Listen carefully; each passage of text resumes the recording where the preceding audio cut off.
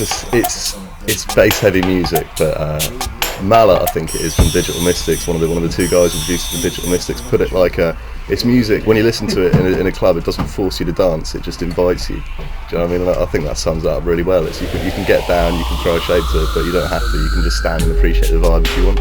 So it's I guess that sums it up for me. Bass heavy, bass does a lot of the work. You can, a lot of tunes, they don't have a lot going on drum and rhythm wise because the bass, you got this LFO whooping bass going whoop, whoop, whoop, whoop, and that kind of big system that it's just carries you along. Basically, that's the sort of defining element of it, and the tempo about 140 BPM. I describe the whole sound itself. Well, there's a lot of controversy about what is actually dubstep and that. Like, if you talk to Pinch or the people involved in South London, they're all like, it's that kind of half-step, spaced out, huge bass lines, all that sort of thing. Bass-driven, dub-influenced mutation of garage, really. It's so fresh at the moment. I mean, I've been sort of following it for maybe a couple of years, 2 or 3 years, something like that, and it's already grown so much from sort of garage beginnings into a vast spectrum of people doing different things.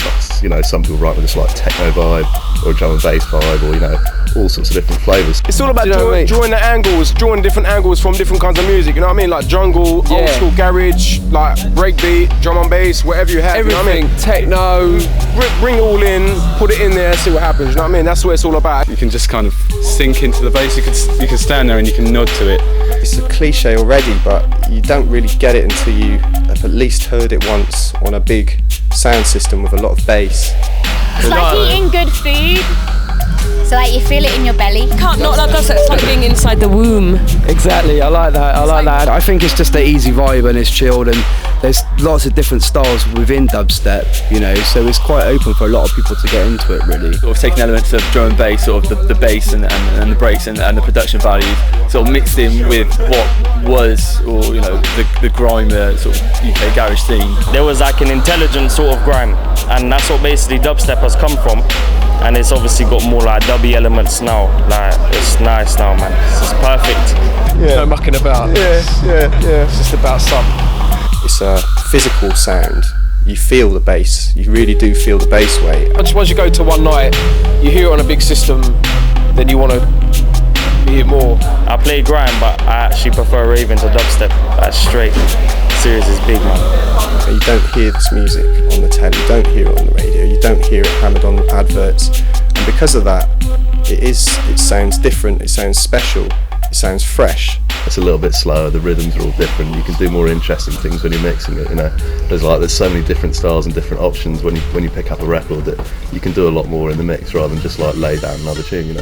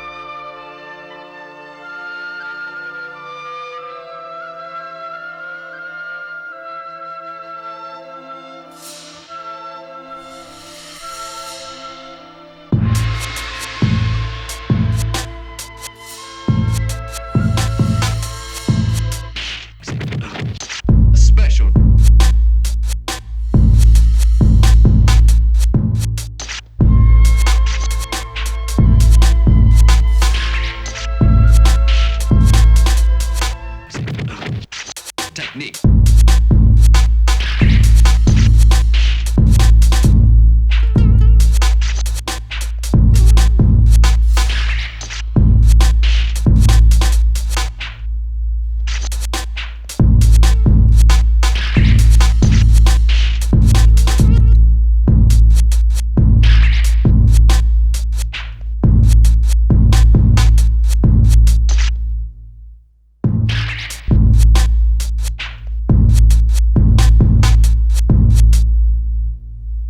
When I first started getting into dubstep, which was probably around 2.5 years ago or something, it just wasn't out of London. It was all just the London sound, and even to get records was a nightmare. You know, like I don't know, a couple of places on the internet doing like black market and that, but just nowhere else. And then Rooted started doing records and that.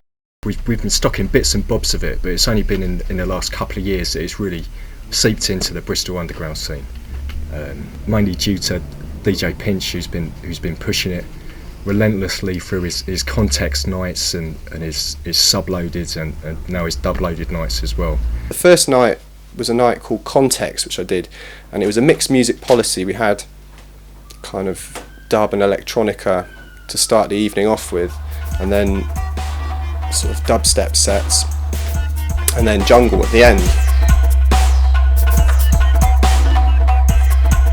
As the months progressed, everything else kind of filtered out a little bit, and it was pretty much all dubstep and then a little bit of jungle at the end. Then by the end of that year, I teamed up with a guy called Blazey, and we started a night called Subloaded. We did the first one at the Thekla.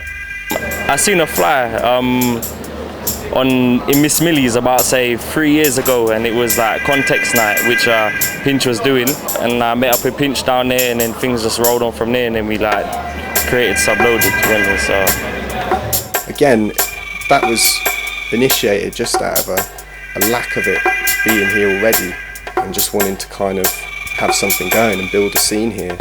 Yeah, from there he's just been packing out. He's doing dub loaded at the Croft, and it's just rammed every week. Sells out, like people queuing around the corner and stuff. Subloaded is massive. It's just all getting really big now. Basically, he's probably the brains behind everything. Like, but I do my little bits here and there. You get me? Like, I made the name up and everything like that. So I remember.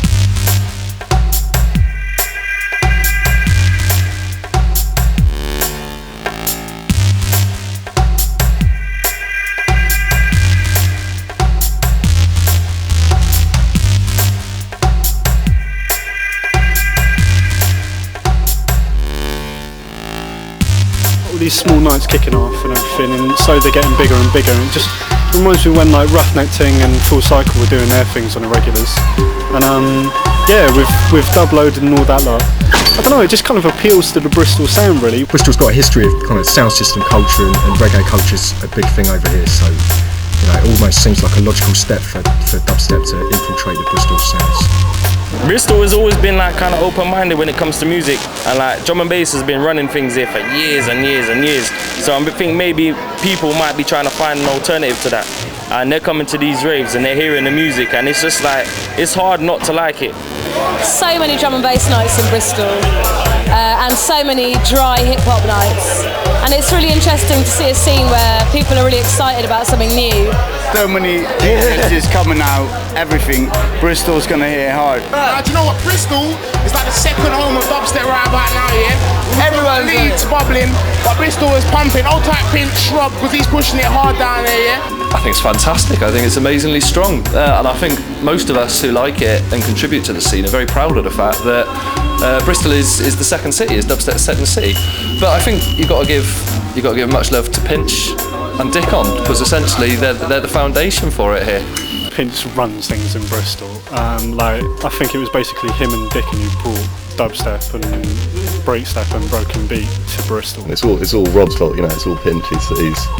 I took him up to his first forward in London, which is like the sort of leading dubstep, or the only dubstep night at the time, and he came back and has just been an absolute convert ever since. He's put enormous amounts of like time and money into, you know, pushing the scene forward basically, and Bristol's the second city in the whole world for dubstep. It's undeniable, you know. We've got more parties than anywhere at the moment, so it's almost all down to him and a couple of others like me, I guess. You know, no one else was really doing it outside of London. There was no one doing it in Bristol. To be honest, if Forward had been in Bristol, I'd have just been happy going along to the nights and just being a regular punter and enjoying it. I mean, it was literally just motivated by a desire to hear more of it and become involved with it. Very accessible in Bristol. Very accessible. We've got Pinch doing his thing with Tectonic, and I quite like it. Like, I wish they'd introduce a little bit more of the old elbow shaking stuff. Yeah. Bit of the old, bit of a DJ Luck and MC Neat wouldn't go down. You know what I mean? That's what I want to see. I love Bristol. Bristol wicked. We've been there a couple times, innit, man? A few times before, like last year, the year before. I don't know, a few times. I love the vibe in Bristol. Bristol's wicked. I think Bristol's like probably the best place in the UK for dubstep, mate. Bristol and London have got a lot of similarities when it comes to the kind of things that work there, and you know, for me, dubstep was just made for Bristol. There's a lot of people on it already that are making wicked tunes, and there's a lot of Bristol producers which are on the verge of about to break free, and there's definitely a lot of dub plates floating around that are really good. I think there's a lot of people that are into drum and bass as well that are getting tired of that are slowly cottoning onto dubstep as something that's still sounding fresh. Well, obviously the leading lights have been in the London scene, you know what I mean, but they're forging their own sound. Obviously Pinch with Dubloaded and Subloaded is pushing things forward. Then there's the Hench crew as well, got a few tunes from them, like Headhunter, Wedge, White Boy, Jakes as well. They're just all fucking bringing things forward. And they're all making good stuff. I know they just seem to have appeared out of nowhere, but it's fantastic, you know. And that's where it's going. People like them bringing a dubstep sound that originates in Bristol rather than just playing out other, you know, the London stuff, you know. Hench is like us, basically. The moment of this. Hard-earned, never caught hustling. Blah. Sublow, dirty bass, grime, whatever, our own style really. Do BS1 radio, play out, produce. The list is endless, mate, what we do at the moment, to be honest with you. Me, White Boy and Headhunter were making beats and battling each other and shit, and we were just like at home making tunes, and we heard dubstep and jumped on it. I was making, I tried to make hip hop back in the day. It came out like dubstep. And I run a label with Technical Itch, and it's called Ascension Recordings, and like the tune's coming out in about a month's time. It's got quite a lot of buzz at the moment, and then the second tune's going to come in the first day. That's what matters. But there's a big buzz about it. It's sold out first day. You're talking about one of the leaders of drum and bass, Tech Itch, doing dubstep. People can't touch that.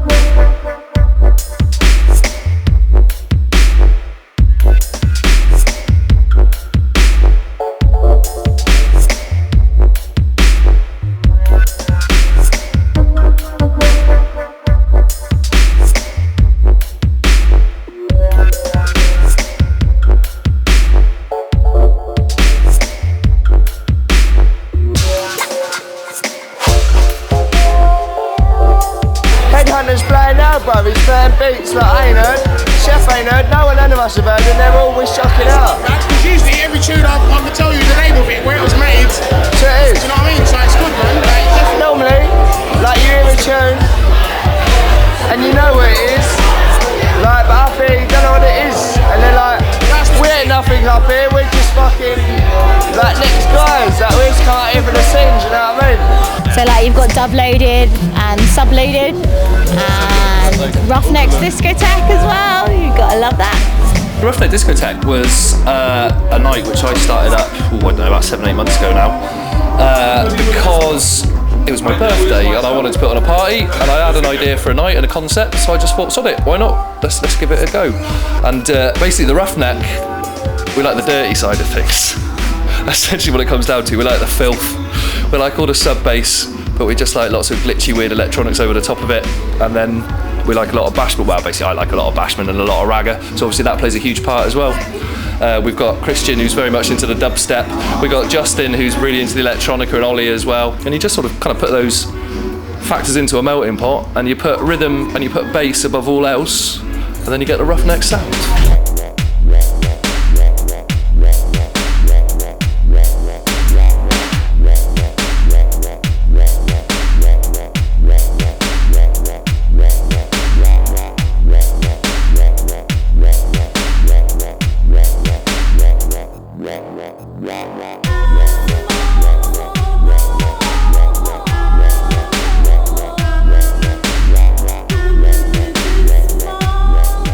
I'm Adam Jackson, also known as Kidders or Kidkut. I co-run a night with Rich Remo called Noir. Noir was, I was like quite into, originally it was meant to be around like the drum and bass that I listened to, because there was only sort of like technicality in London that played that kind of sound. A lot of people think of like drum and bass, they think of like Pendulum and all that bollocks, to be honest with you, and it's not like that at all. It's like, it's a lot more musical. It's got the low end of like how we have in dubstep, and a lot of edited breaks as well. It's a lot more musical basically.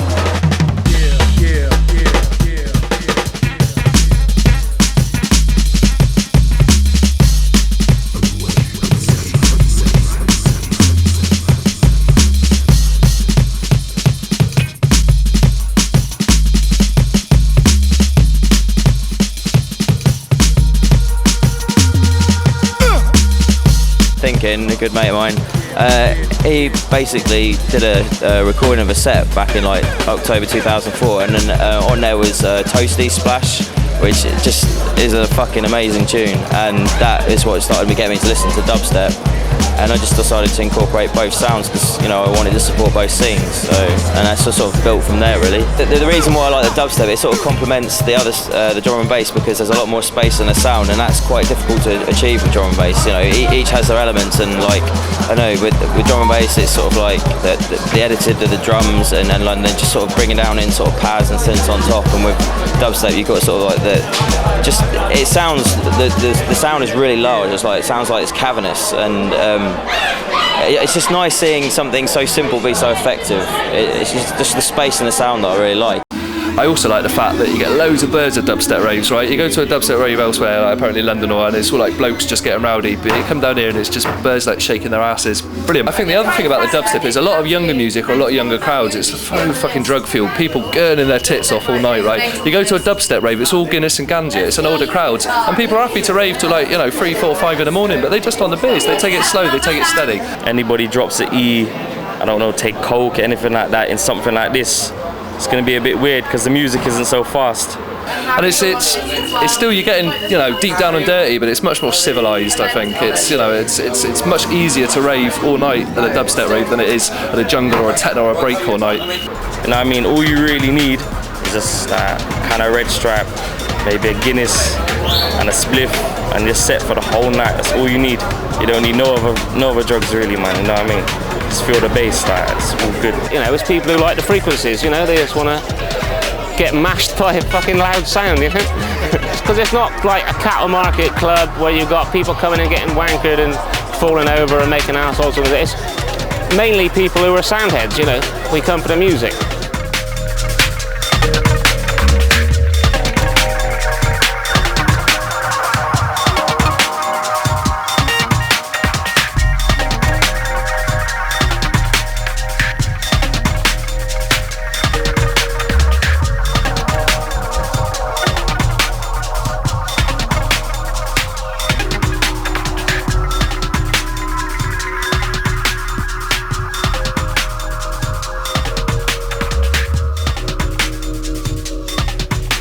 I am Elemental.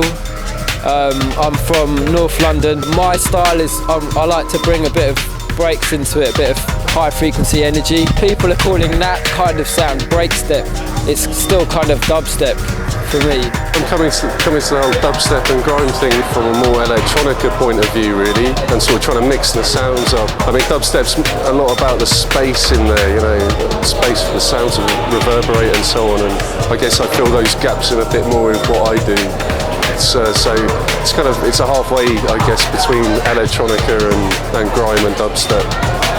I like making music. Started making some dubstep. Well, I didn't even know it was dubstep actually. It was just music that I was making, and it happened to fit into the style of dubstep. My stuff's kind of dark, but it's quite melodic, you know. It's got a nice little vibe. I use Logic.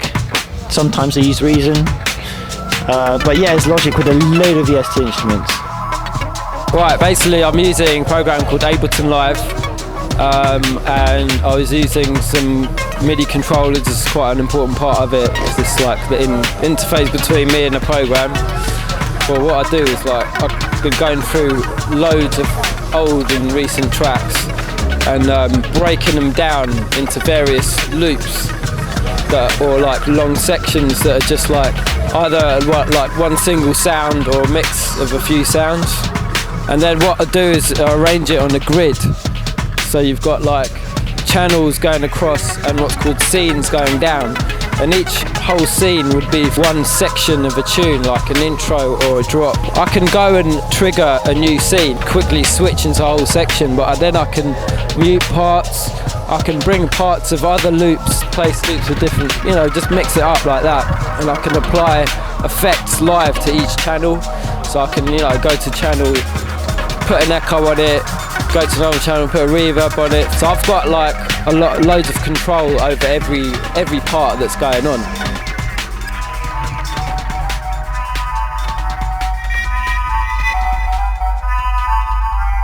I'm using Ableton just as a way to try and give me a platform where I could edit the tracks a bit more live as I go along. I mean, sort of opposite to DJing where the tracks run, you know, I want to be able to re-edit the tracks as I go along, kind of reinvent them if you like, so restructuring and bringing in extra sounds, bringing in sort of new loops, you know, layering more drum beats on top. So what you get in the end is basically not what's on the record.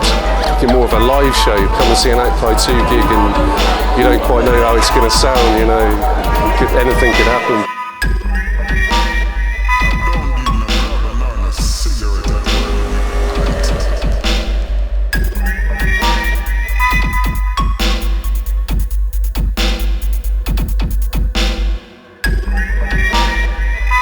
Dubstep and grime to an extent is a lot more about dub plates and, you know, getting tracks cut onto vinyl and the performances in hearing these exclusives and all the rest of it. That's where the electronica aspect and the laptop comes in, you know. It's a slightly different package really from what the other dubstep guys are doing. Well, the service I provide is called Dub Studio, and I make vinyl dub plates. It's a 7-inch one with a dinked hole. This is 10-inch dub plate, which is the traditional kind of size, both for kind of reggae, dub and dubstep. It's kind of a standard format because it can hold about 5 to 6 minutes of reasonably loud, bassy music. If you want any longer than that, you can fit about 7 to 8 minutes on a 12-inch dub plate. 7 inches cost 15 quid, 10 inches are 25, 12 inches are 35. Well, the way it works is you take your audio source. I mean, it could be from tape or from DAT or from CD. The signal comes from Pro Tools, and then it gets sent to the amplifier, and then from the amplifier it gets sent to the cutting head, and the cutting head essentially makes the stylus move, and the stylus, and as it cuts the groove, a sort of spiral groove leading towards the middle, it vibrates and sort of etches the sound into the record. If you're going to start making music, don't start making something that's got a high BPM like drum and bass, because you need space. If you haven't got space in music, then the sounds that you create are just going to it just sound shit. You need to have space to make those. You just have to have 8 or 10 good quality sounds in one tune, and those quality sounds will overtake. Do you know what I mean? If you've got too many crunched up sounds in there, it's too clouded and it comes out muddy, and the listener doesn't really know what sounds to pick up and stuff. So. This is a track called Sagrada I was working on with Ben Blackmore. I've got a new endo hooked up through Yamaha 01V. It's a digital mixer. So it means I've got 8 outputs going into the desk, so I can separate all like my basses, breaks, pads, all that sort of thing. So this is just a breaks track, and this will just be coming through channel 1. What I've done is I've already bounced battery down into an audio file, because that way I find it easier to do real-time effects on the audio file. You can reverse it, you can do what you want with it, get a nice sound out of it that way. The next key part for me in my head for dubstep has got to be the bass.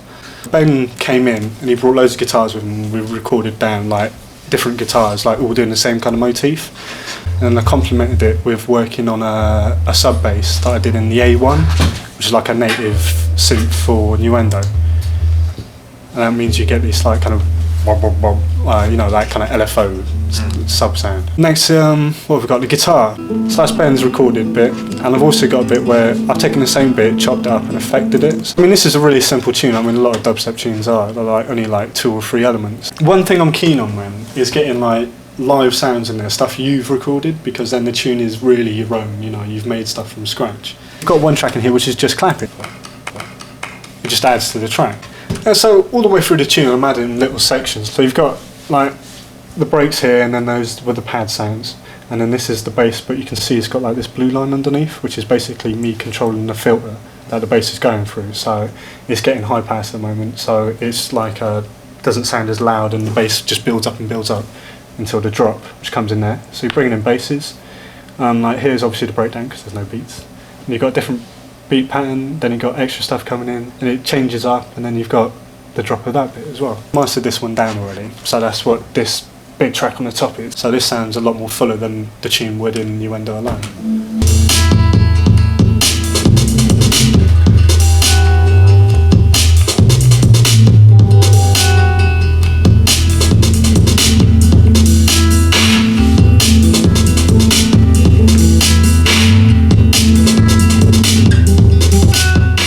You can be really pernickety about sounds and what you're doing in the studio and stuff, but like I kind of like that gritty, nasty kind of sounds, and a bit sort of, you know, a bit off and a bit distorted and not quite right sounds. Do you know what I mean? I don't really want them to be bang on, right on the money all the time. It's not really about that for me. When it comes to producing dubstep, the quality of the sound is really important. You know, there's a kind of an ethic of good quality production in dubstep. I think that the favourite medium tends to be vinyl. Just like in the drum and bass scene, there's a kind of an air of competitiveness when it comes to getting the latest tunes first. Having tunes on dub plates is part of that. I think that vinyl kind of is like a good sort of leveller for all the sound, because you can't really be too extreme and harsh on vinyl without it sounding really terrible.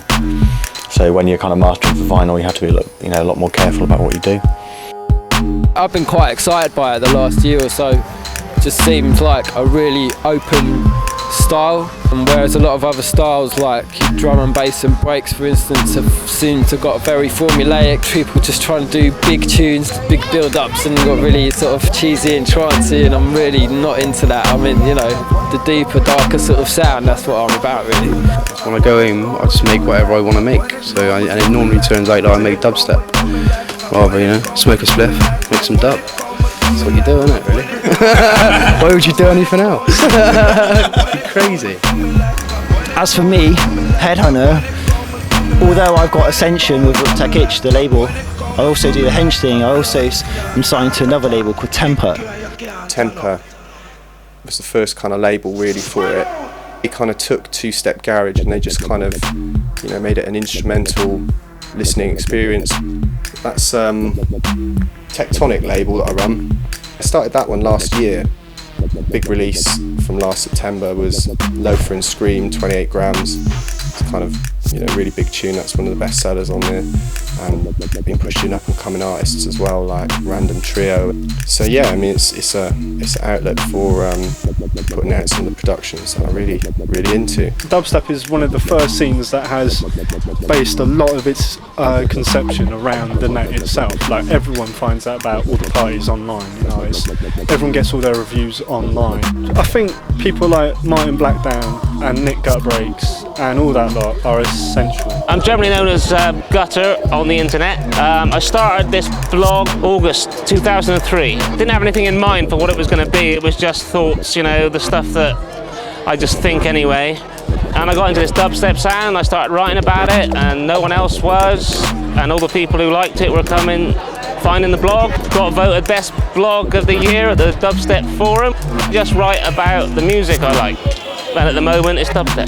To get hold of that new Benga album that's coming out, New Stat, you had to go to him specifically to get it. It was like a self-promoted album. So like, you know, if it wasn't for the internet, loads of this shit couldn't happen. In terms of certainly the international scenario, it's vital. You know, there's a lot of online mixers that go up, and a few people like myself and Black Down and a couple of others, you know, we write a bit about it, get people vibed up. So yeah, the internet's how I got into it, because I'm not in London, I'm not listening to the pirates. Although of course Rinse FM is a London pirate show that streams, you know, a lot of people around the world listening to that, where you hear all the latest sounds. So yeah, vital.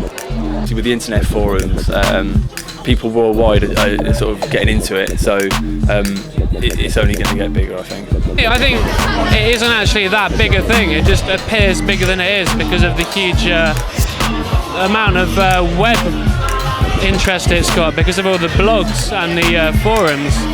There's a really strong online community, and you've got people like Nick Gutterbreaks, which you just represent the sound. You know, you can pop on his blog literally every other day. There's an update, and it's worth reading. So after half an hour of searching around the net, you could find out as much as you wanted about grime or dubstep. So, but obviously, you've got to go to a club to really experience it. The whole scene at the moment is very much built towards, you know, you have to go down to the dance to really kind of get into it and be in it. That's it. You understand what it's all about. Once you hear on a system, that's it, you know what we're doing. Keep it nice and underground, you know what I mean? Like, so people appreciate it more. Because if you hear it everywhere, it just gets boring.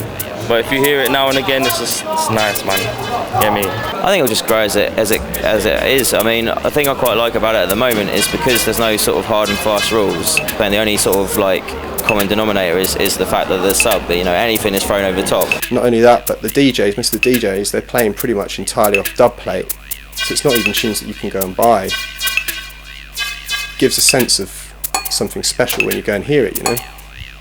It is getting bigger every month. There's a fresh thing. There's an article been written in a national mag. I can't see it being a massive scene because of the amount of people which just won't get it in a way and will want it to be faster or more techy or whatever. You reach that point where people start noticing it who maybe have the wrong intentions. They're thinking about making records to make money, you know, and then, you know, you start getting all the rubbish coming out, you know. I think it's just going to keep on getting bigger. It'll be interesting to see how like the whole dubstep scene holds out when it's got some money coming into it. So we'll see what happens. Yeah, man, the night's alright at the moment. I think like the venue, you know, I think it's time to move to bigger places, bigger and better things. I think definitely. I don't think it's something that's going to just explode. It's not like when Garage came onto the scene and sort of suddenly went commercial and all of a sudden, you know, there's all these tunes in the charts and what have you. You ain't seeing no dubstep on top of the pops or radio. Like radio one daytime, man, there ain't gonna be no like 50 cent dubstep remixes, man. Everything that comes out generally done for the love of it, and you know, so the quality is always high. The emphasis is still on the music rather than the bucks. The music is built around bass lines that you can't pick up on your TV, you can't pick up on your radio, you can't pick up on your computer speakers. It's dubstep, and that's what it's about. It's this new thing, we're all a part of it, and there's a real sense of community among like fellow producers and everything. I don't know, it's just a nice vibe. Bristol's a very exciting place to be at the moment. You know, the scene's really kicking off down here. You kind of get to know DJs and producers from going to raves because it's such a small scene. Really get to know them on a one-to-one basis and stuff, and that's really good. But as it grows, obviously it's going to change and kind of, I don't know, be a bit different. I don't know, really. See what happens, I guess. Going to get producers that are coming into the scene that are inspired by dubstep, whereas we come into it, we weren't inspired by dubstep because there was no dubstep. For me, it's always going to be underground music because unless you've got a huge system, you're not really hearing what's all there.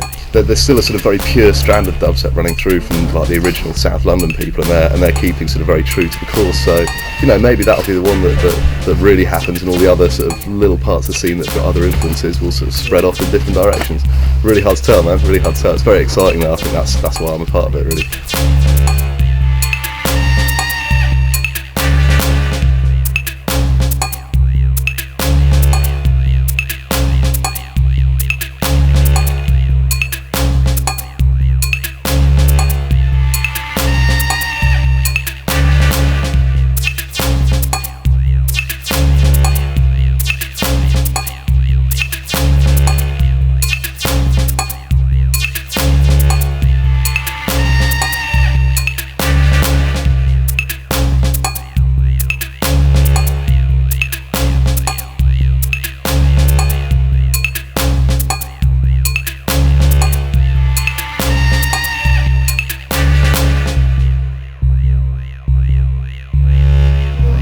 That's just my drunken opinion. Choose to film us when we had a bit too many. That's not good. I hope you edit lots of that because I sound like a fucking No, we're going to put all that in straight. Please don't use that.